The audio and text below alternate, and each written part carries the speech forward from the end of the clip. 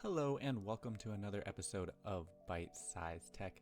Today I actually want to talk about SQL. Yes, SQL, the language we never talk about, specifically about transactions and rollbacks. So I'm going to do a super simple example of a transaction. I won't even go into the code, just what the syntax for a transaction looks like, because sometimes that can get overlooked.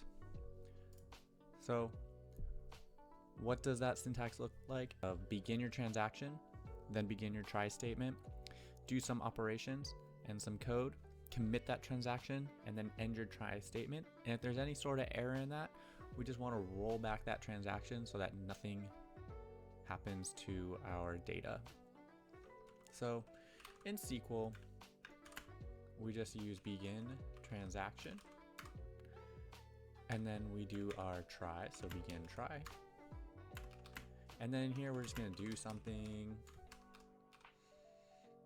and then we want to commit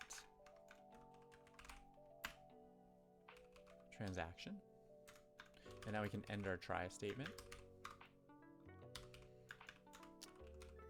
And now here is where we'll put our catch, so we begin catch. So this is where we roll back, and all we have to do is go roll back transaction and then end catch. So all we're doing here is we're starting a transaction. Inside that transaction, we're going to do a try catch statement. If the try completes and we do what we want to do, we're going to commit that transaction. Otherwise, we're going to go ahead and roll back, and what that does is everything that happened in this try block will get rolled back. None of those changes will have been made or committed to your database, so your data will stay how it was before this transaction began. However, if we do finish the transaction and nothing happens, we'll commit that transaction, and now our data within our database is going to be changed.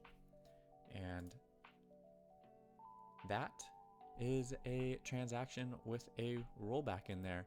So go ahead and give that a try the next time you're writing your SQL stored procedures or writing some sort of transaction. That is this episode of Bite Size Tech. For more bite-sized technical articles, you can go to www.bitesizetech.com. Thank you, and I will see you in the next one.